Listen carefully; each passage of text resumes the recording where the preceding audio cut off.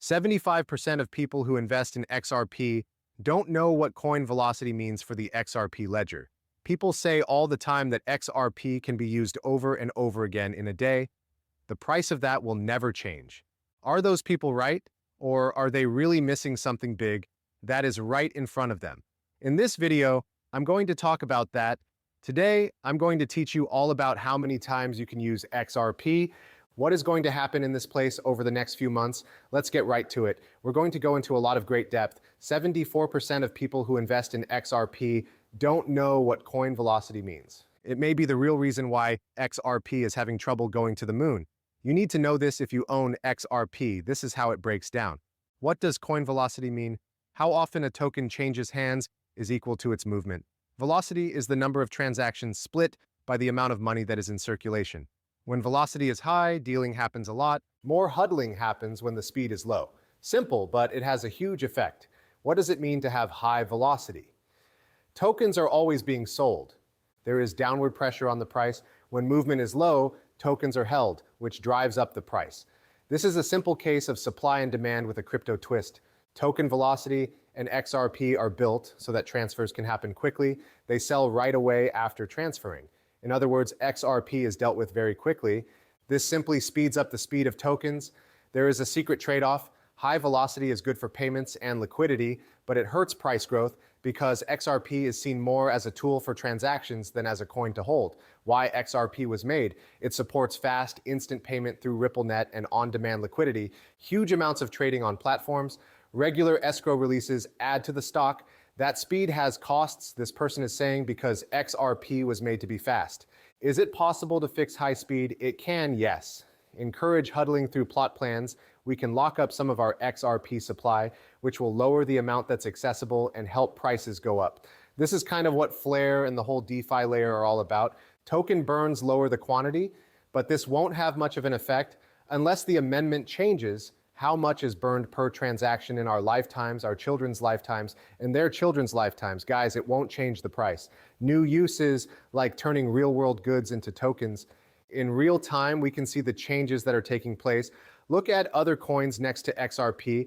Bitcoin is low velocity, Ethereum is middle velocity, gas is DeFi, stablecoins are staked, and ultra-high velocity is used for trades. Now, Ethereum, we just went through the worst crypto collapse in history in terms of liquidity. In times of need, the price of Ethereum went through the roof. It cost $30, $50, or even several $100s to make a trade on Ethereum.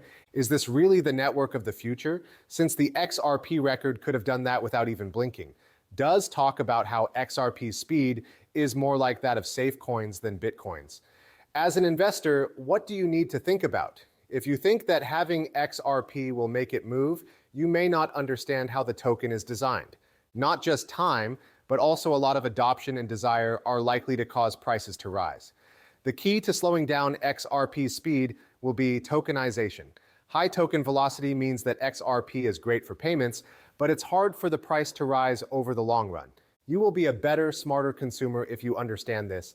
Finally, I think that token velocity is the most overlooked idea in crypto. If you're really interested in XRP or any other token, you need to know how speed affects it. We're going to talk about a lot of things. I want to play this video for you because I think it really shows what Ripple is trying to do on a large scale. Ripple's main goal is to make the internet a place where value can be exchanged. How can we move value the way we move data these days? And that's our big picture 10-year plan for how the world will change. And it's really about how to tone that down and make it practical and real for today and tomorrow. But I believe that to create an internet of value, the places that store value must be linked, and banks hold trillions and trillions of dollars worth of assets. This is as big of an issue as the value of Bitcoin is right now. So if we want the internet to be useful, we need to link the banks, payment service companies, and MSBS. We're happy to say that we've made a lot of work on that. Okay, let's get started. The velocity of money on the XRP ledger shows how fast XRP moves around in the network. Basically, it shows how busy the ledger is at any given time, making deals and transferring value possible. We talked about the formula, which is the number of transactions in USD times the market value. This method is the opposite of the NVT network value or transactions ratio that is used in on-chain analytics. A faster speed means that more tokens are being used on the network services of the XRP ledger. The XRP ledger movement shows how often XRP is used to send money, make payments, or bridge gaps in liquidity.